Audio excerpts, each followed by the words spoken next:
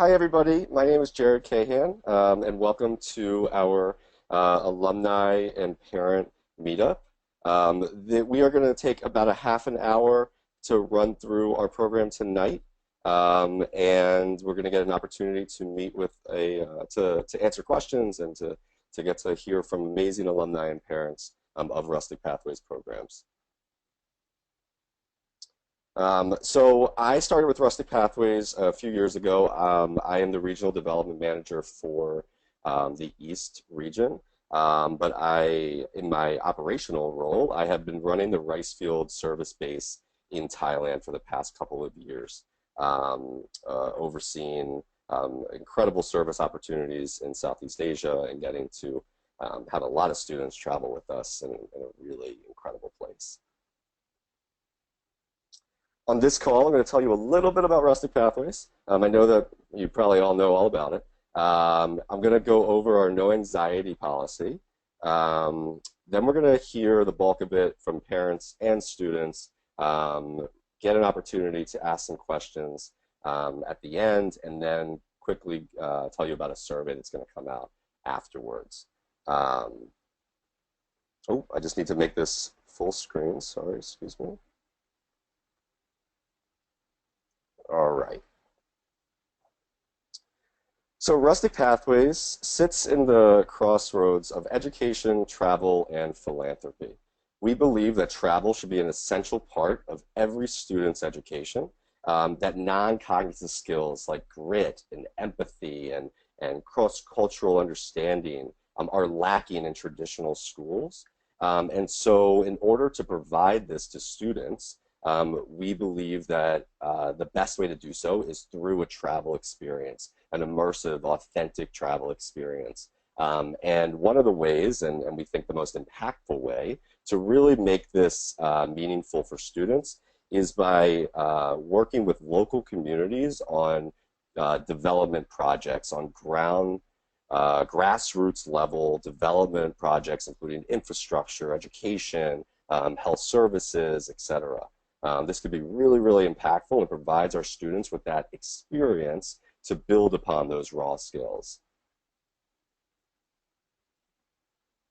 You're probably wondering what the no anxiety policy is. We are reinstituting a no anxiety policy for all families.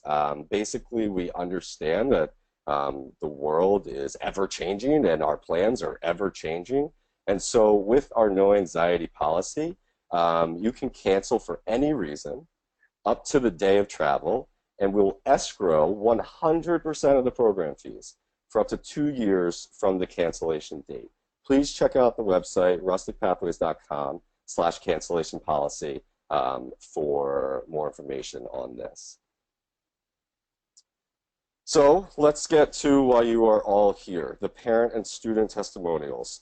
We are very, very fortunate that we have 4 amazing guest panelists with us today. We have Gina Casey, parent of Carly.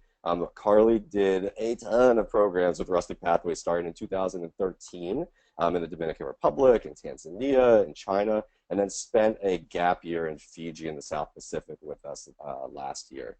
Natasha Vasan, her daughter Katya, traveled with us to Peru and across Southeast Asia. And then finally last year spent her summer in Australia.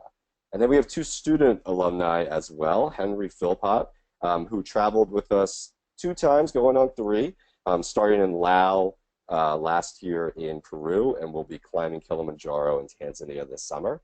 And then Natalie Wexler from Chicago, she last year went to China, and then this year will be joining the rice field service base in Thailand.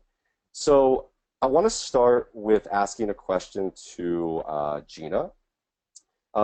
Gina, let me ask, how did you choose Rustic Pathways and specifically the programs for Carly starting back in 2013, and then maybe what was your thought process each year after?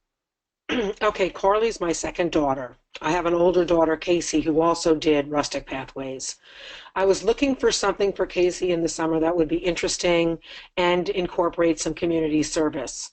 And a friend of mine who had a son said to me, I've got the perfect thing for Casey. She should look into Rustic Pathways. And she did. And she came to us and said, okay, I've decided I want to go to Fiji. We're like, you're not going to Fiji. That's way too far away. But anyway, we relented. And Casey spent after her sophomore year, she went to Fiji. And after her junior year, she went to Thailand. So when Carly came along, she was able to do it a year earlier. And we kind of set limits on how far she could go after the end of her sophomore year. So she went to the Dominican Republic, and then she picked Tanzania and China, and she absolutely adores pandas, so it was perfect for her. So when it came time, when Carly decided she wanted to take a gap year, we looked into Rustic Pathways and found a gap year program for her that she went to from September through December, and she went to Fiji, New Zealand, and Australia, and it was wonderful. Awesome, thank you. Natasha, let me ask you, what concerns did you have about sending your child on a rustic program, and how were those mitigated?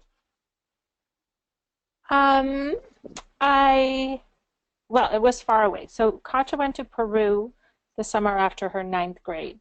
And it was, we did pick that one because it felt like it was a little bit closer to home. But yeah, just being away from her for the first time that far away, was a little scary. But it was wonderful. It was worth everything. And Natalie, did you have any hesitations about choosing a program or traveling all the way to China last year? If so, talk about them. And then what did you experience when you were there? So I signed up for my program, I think a month and a half before I was set to leave. And I I do it was such a great experience to be able to like be on my own for the first time, like traveling to a place where I had never been and my parents had never been, and really being able to like just jump into the culture. And I remember like going into it, I was a little bit hesitant because like I used to be afraid of flying, and my rustic trip actually cured my fear of flying. And it was just like such a wonderful experience because like I our guide was one of our flight leaders, so I got to know her before like we even got on the ground in China. And I just loved every moment of my experience, and I would recommend to anyone, even if you're a bit hesitant about going on a trip and you're like, "Oh, I don't know if I'm going to be comfortable going away from home or going so far away." Just like do it because it's like one of those experiences where being on a rustic trip, you just have like such a huge like sense of adventure and sense of accomplishment, like knowing that you went into an experience, maybe you had friends on the trip already and maybe you didn't, but you're able to just like experience a new culture and do something totally unique with your summer that really you can't get anywhere else. Awesome. I did not feed you that amazing answer. You just happened to say that. Henry, tell me, why did you want to travel? What was it about Rustic? So basically, I into that my freshman year, I really wanted to look for something that was really service intensive and explore a part of the world that I'd never been to at all. And fortunately for me, my parents are super supportive. So we went online and just searched up extremely service intensive programs, and they really helped me to pick come with nothing. And I think that was honestly one of the best choices that I've ever made because that trip really gave me a perspective for how incredible cultures are out there and really opened my mind to travel. And I mean, it was at first, I was nervous even with the support of my parents, but as soon as I landed and met my incredible trip leaders and everyone on the group, I mean, I instantly had found almost a second family, and it could not have been a better experience in terms of really exploring a new part of the world. What were you nervous about specifically? Were you like Natalie and just didn't like flying? What were you nervous about? Well, I mean, I was nervous about, I mean, being away from my parents for 25 days and also really, I mean, what life was like in Southeast Asia and specifically with the Come With Nothing program. I mean, you bring almost nothing and maybe getting, I mean, as simple as it sounds, just basic clothes and stuff. Because I mean, in that program, I only brought a couple changes of clothes and we just bought everything there, which was so awesome. So, about that, yes. Great, thanks. Natasha, can I ask, what was the most significant change that you noticed in your child after they returned, after Katya got back from Peru or Thailand or Australia, what change did you notice that you were like, wow, this is amazing? Yeah, it was. She came, okay. So we had a difficult time with her in ninth grade. She had a lot of social anxiety. She was experimenting with things we were not thrilled about at all. And I think because very similar to Henry, where he picked very, trips that were heavy into the service, and Peru was very service based. And she came back and she was just full. She was, um, it shifted her like thinking about the material world and who she was and the little that those people in Peru had, and she felt very connected to that, and it just it caused her to want to do more of that, of giving back, of serving, getting to know a new culture and working alongside people. That's really powerful. Were you always interested in an international experience for her? Or did that just come as you were investigating different programs, etc.? You know what? Actually, there were a couple of older girls, sisters, at Katja's high school, and they were, one was a senior when Katja was a freshman, and one was, I think, a junior, and they were amazing kids, and Katja looked up to them, and they had been on these trips. They had been with Rustic for several trips, and so that's why how we found out about it. Great. And that helped because it made me feel like, okay, they went to Thailand and they're home and they're safe and they didn't die. So it was helpful to have somebody that we trusted that had gone on the trip before, and everything was great. Great. Gina, was that your experience as well for Casey, that she came back and there was something significantly changed and you attributed it to this international service experience? For both of my girls went to an all-girls school from Carly from nursery to 12th grade and Casey from kindergarten to 10th grade. And they were not used to boys at all. I only have the two girls. And I thought that they came back. I think all the kids when I got off the plane were filthy, but happy and hugging and promising to stay in touch. And oh, I love that girl. She was from Atlanta and she's from, Texas. And I I just think they grew up. They had to learn how to get along with each other. They didn't have all the comforts of home. Sometimes sleeping on, when I guess they were in Fiji, sleeping out some nights in the open air, riding in the back of a jeep. I just thought it was great experiences, and they saw a lot. And I think they also realized how lucky they are to live in New York City or any city. And I think they really appreciated the lives that they have.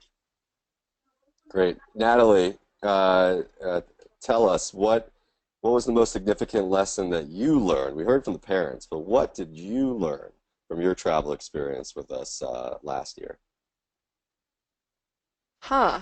I learned so much, it's hard to just narrow it down to one point. But I think one of the most valuable things I did learn was how to be self-sufficient and like fend for myself more than I would like if I was at home.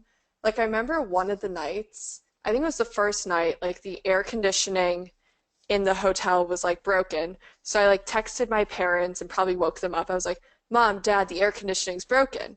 They're like, "What do you want us to do about it? We're like back home in Chicago and you're in China." So we like went down to the front desk and like we like talked to the people, like we ended up fixing the problem. And I think like one like that first incident, like it was so like small and it like seemed small and insignificant at the time, but just like really set up like the tone of the trip, like trying new things, like maybe being a little bit uncomfortable at times. Like one of my favorite memories from the trip was we got to toboggan down the Great Wall of China.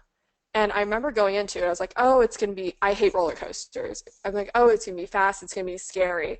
But I remember like enjoying it so much. And like, I think, and also like on the trip, I just learned to be more like carefree and like not just assume I won't like something, but be open to it.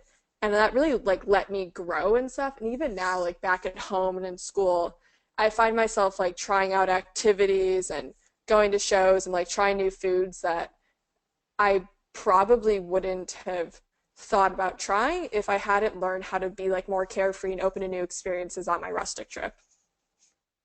Awesome. Um, Natalie, I'm going to ask you first, and then Henry. Why would you recommend a rustic program to your friends? Just short and sweet. Why should they do it? I think they should do it if they're just looking to do something different and out of the ordinary. And especially because I know a lot of my friends, they tend to do the same thing every summer.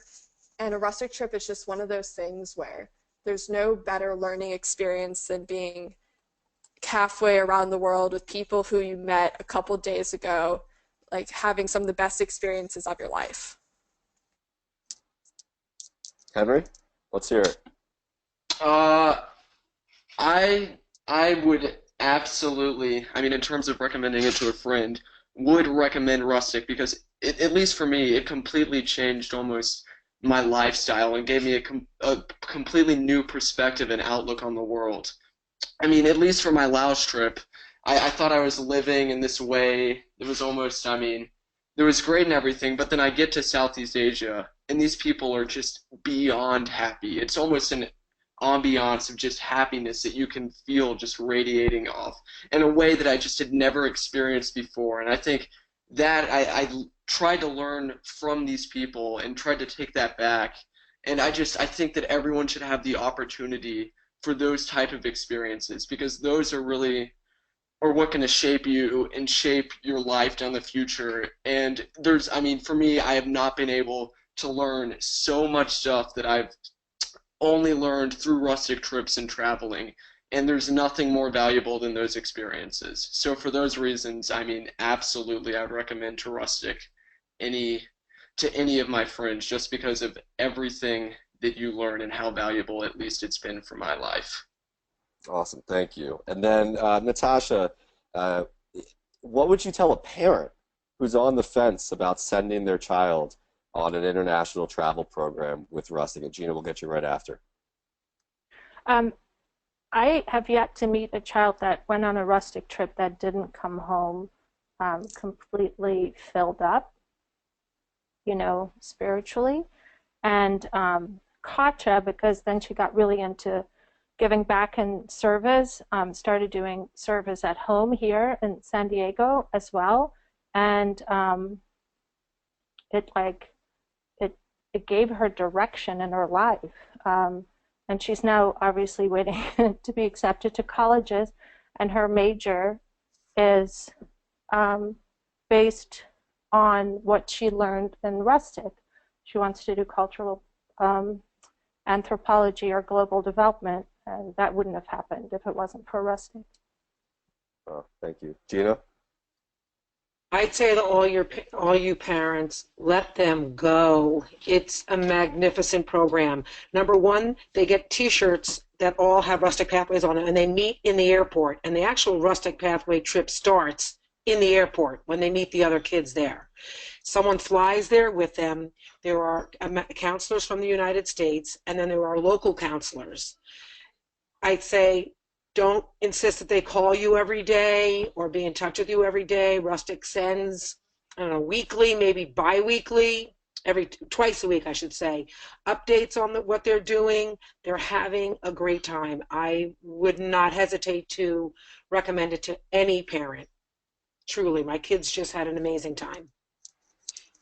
Awesome, thank you. And thank you all of our panelists for answering those questions. You are all incredible ambassadors of our programs and understand either firsthand or through your children the impact that it can have on lives around the world and on communities around the world. So thank you, thank you, thank you for taking the time to speak with a bunch of parents and students who are interested in these programs. I'm going to open it up for questions. I am so untech savvy that I have to minimize this window in order to see questions, so I apologize.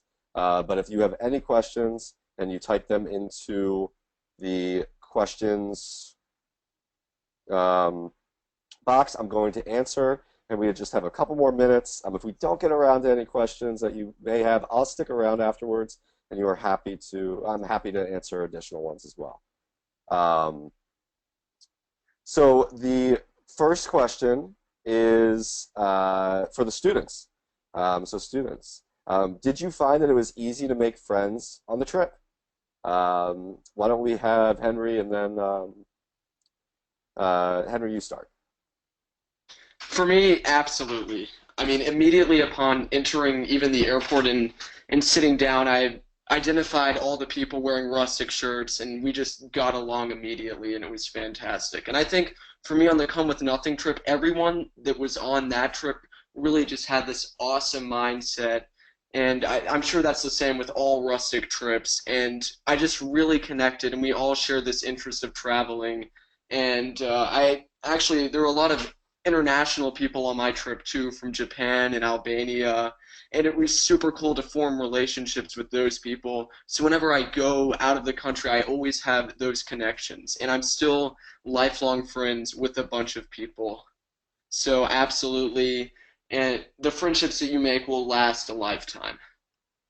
Awesome. Natalie, what about you? Easy to make friends? Yeah, yeah, it's so easy to make friends. I mean, when you first get to the airport, like you see everyone wearing their matching rustic shirts, and everyone there's like kind of like a small buzz. There's like excitement, there's like a little bit of nervousness, and everyone's just able to bond over like the adventure that's ahead of you. And I know that on like I was even making friends like on the way back from China because we flew back with four other trips, and we were able to like make friends with people like not even on our trips because when you're spending a couple hours in an airport with somebody and then 12 plus hours on a flight, it's just so easy to bond and make friends. And I still keep in contact with almost everyone on my trip. And then also what's really nice about Rustic is that like even if you like Henry and I were friends and like we met through like the Rustic Pathways like Facebook.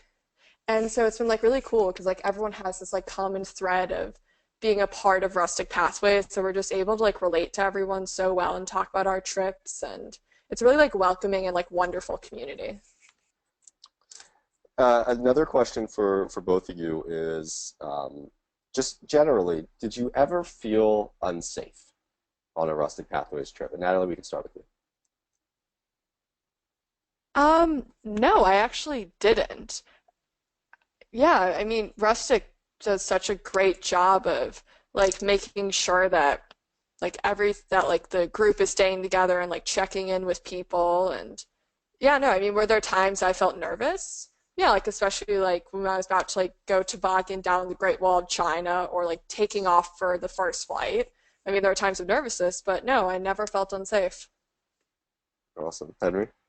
In agreement with Natalie, I mean, even when I was in the most crazy situations of my life, I just never had an instance where I felt unsafe. I mean, Rustic had all of these local leaders, the leaders from the States, and I mean, it was just awesome to be able to experience that type of culture without the feeling of being unsafe. And I think that's something that Rustic does such an incredible job at because out of all the people that I've talked to on Facebook and my other trips, no one has ever had that unsafe feeling. And I think that that is so vital to really experiencing a culture and a new part of the world because so many times in our society there are bad reputations about it being unsafe, and to be able to have that eliminated and really embrace a culture is so important. And that's one aspect I truly love about Rustic.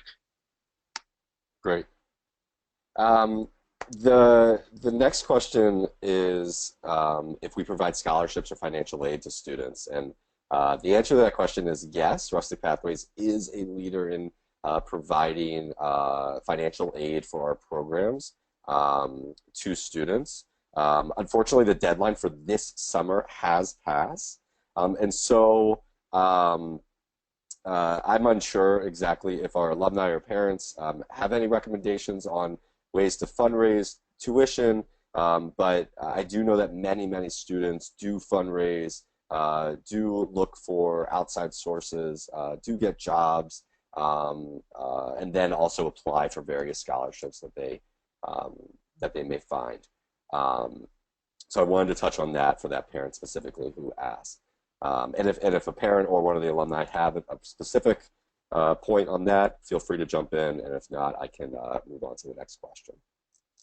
This Um, is Gina. I was yeah, just going to say, do you still have your STAR alumni program?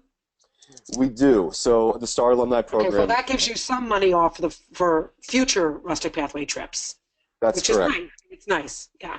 My The girls were STAR alumni, and so we paid half price for the program. Does not include the airfare for the following years, which was great. Question for Natalie and Henry, and then I'm going to just ask if you have additional questions. I'm happy to stick around and answer, but I don't want to obviously take up any time past what we scheduled for. The final question is something that we get all the time. Did you take a cell phone, / did you ever consider not taking your phone on a Rustic Pathways trip?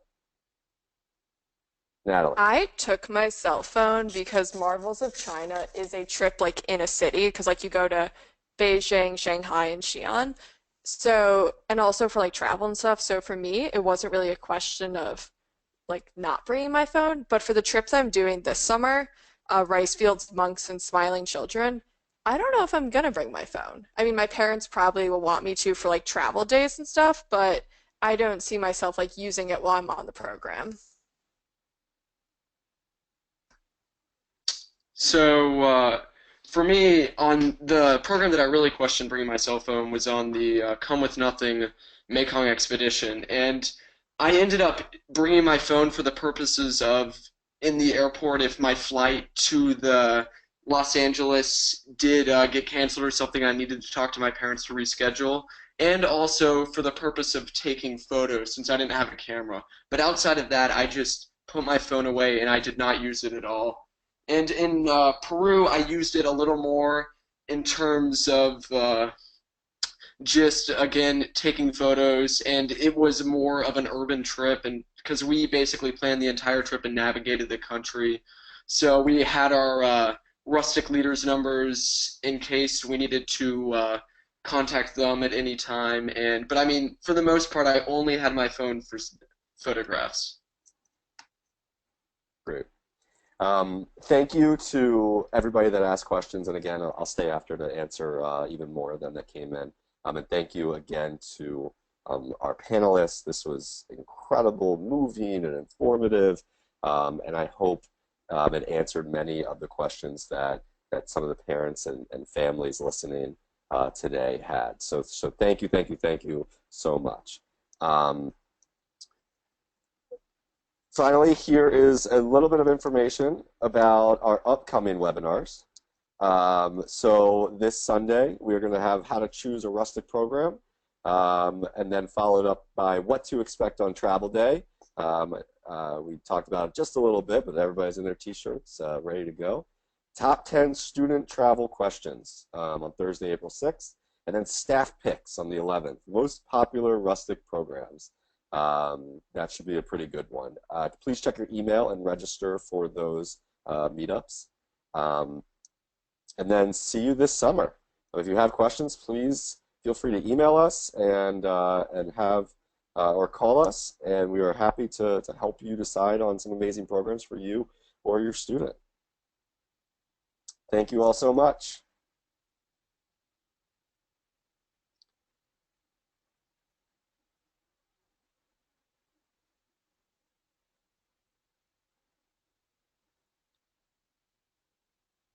Okay, so for those that are still here, those that would like some more questions answered, I can answer the questions. I won't ask that our panelists stick around any longer. And then for any questions I don't get to, we will follow up with you specifically to answer that for you. We'll make sure to do that individually if that sounds good. I can stay on. Okay, thank you. If there's a question that is best for an alumni, I'll throw that your way. Sound good? I can I can also also say stay on. Yeah, I Awesome. can stay on too. This is great. We're all staying on. So the question is, I'm just going to go down the list. Um, so, what is the ideal age to let a teen take their first rustic trip? Um, I don't- Casey, yeah, let go. Go for it. Gina, do you want to go? Do you want to talk? You may have muted yourself. you can't hear me. I I, just got something up on my thing that said there was difficulties with the computer, but no, oh, I didn't hear the question.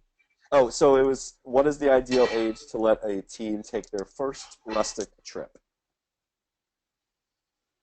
I think if you look through the Rustic Pathways catalog, I believe you will find trips for children as young as 12 or 13 years old, which is probably the end of seventh or eighth grade. And I think that's perfect time to start them. Like my niece, I don't know if she's on now, is doing her first trip this summer after her freshman year, and she's going to Costa Rica, which I think is a perfect introductory trip for a young lady finishing her freshman year of high school. Yeah, and I would say that aside from our Young Explorers programs, and we only have a couple of those in Costa Rica and in the United States. The majority of our students are going to be between 14 and 17. And the ages of our programs, now they all come from all over the place and they go on this program and they meet everybody when they're there. It steers a little bit younger on our base house programs, our introductory to community service programs that we have across the world, including in Thailand and in Costa Rica, Dominican Republic. But then we also have programs in each of those countries, and then even more across the world that steer a little older. Oftentimes are more immersive, off the map programs, come with nothing. They may be a little bit older. Our critical issues series will be very interesting this year, as it's the first year that we've run those in the summer. And I anticipate that those will probably steer a little bit older as well, as they really focus on one specific topic that you're studying through the experiences and through the program on that trip. Um, it's really about what is best for that student and which program is best for that student. Um, do most kids go alone or with friends? I would say that the majority of our students go independently. They find this program. They're often go-getters, very independent, very driven students, and they often go independently. But maybe a third of them will go with a friend, a cousin, a family member, etc. Henry or Natalie, did you go alone your first time and meet a bunch of new friends there, or did you go with somebody that you knew, Henry? So on my first trip, I went completely without knowing anyone, and I became really close with someone on that trip, and we actually decided to do the Peru by backpack trip together the next year. And this year on climbing Kilimanjaro, I'm actually going with one of my really good friends on that too. But initially, I just decided to go without knowing anyone, and I loved it. Didn't have any trouble meeting friends. Natalie? Same. I went on my first trip without knowing anyone, and then the next trip I'm going on, rice fields, I was able to connect with a couple like friends of friends who are also going on that trip. So I like kind of know people like going into my next trip. Great. Can I talk to that? This is Please, Natasha. please. So my daughter feels very strongly. I've heard her talk to other students or children who are interested in doing Rustic Pathway, and she feels very strongly about going by herself. And the reason she feels that is because if you go by yourself, you have to get out of yourself. You have to put yourself in a situation where you're going to talk to people, and you're going to make friends. Um, and it also, she feels, caused her to become really close to the local people that she was working with. And even today, especially because of all the time she spent in Southeast Asia, and especially in Thailand, she's still daily, or maybe not daily, but like weekly in touch with the people the local people that were employed for Rustic Pathway. So I've heard her say it's a really good idea to go and not know anybody when you go. Great, thank you for all three of you for providing that perspective. Um, the next series of questions are kind of bundled, and I'll just quickly answer that. It's how old are the program leaders and what are their backgrounds and training? And then there was another additional question about if somebody falls ill or something like that. So I'll just quickly cover that piece of it. Our program leaders are some of the most passionate, incredible, educated people I've ever met. They come from a variety of backgrounds, many of which are teachers who have the summer to do this type of thing, outdoor professionals, people with a camp background, those that have specific interests in the topic that the program covers, like development in Southeast Asia, if that's a program. They are typically 23 to 30-ish years old.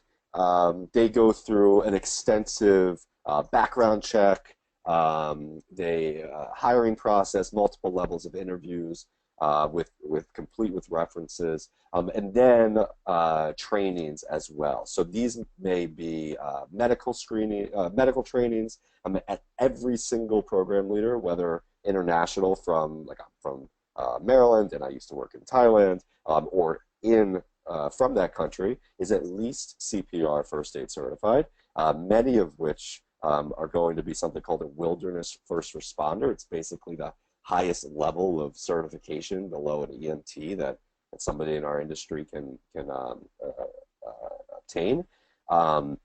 And in all cases, they are trained to handle a variety of incidents of things that happen when you're traveling around with a group of students, anything from a paper cut to somebody getting sick to behavioral issues or social dynamics of the group to, obviously, if something does seriously happen medically and that we need to take care of. We handle risk handling risk as our most important job. Is never going to be any scenario where we put the students' health and safety, compromise that for the quote-unquote integrity of a program or anything like that. We will make very hard decisions if we feel that our program or something about it is not safe, or if a student is ill and they cannot do something. We have multiple levels of risk management plans in place from the ground level, with our program leaders being medically trained and going through emergency plans and making sure students are never alone, et cetera, all the way to an international organization that helps us with medical logistics and travel information for parents and family. So please feel free to ask specific questions about this, reach back out. But I've been on the ground level.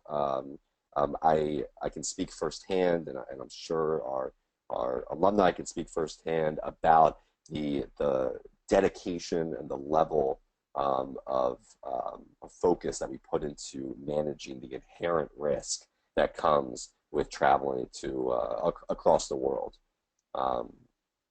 So I just wanted to cover that as one.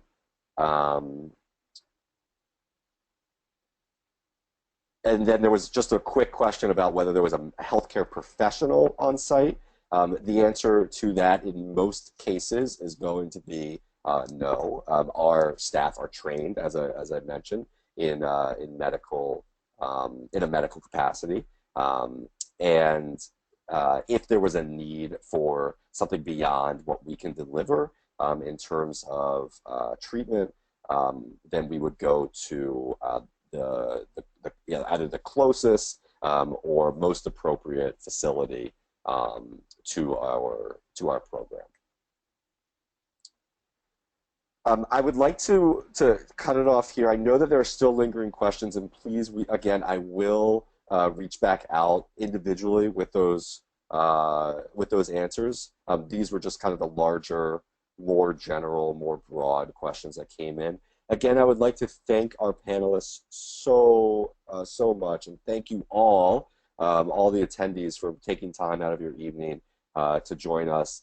I cannot recommend, and I don't think that the panelists cannot recommend enough our programs and speak to the impact that they can have on either your life or your students' life, as well as the communities around the world. So thank you, thank you, thank you. If you have additional questions, please feel free to reach out to Rustic at rusticpathways.com, and we will follow up individually with the ones that you've already answered. So thank you so much, or asked. Thank you so much.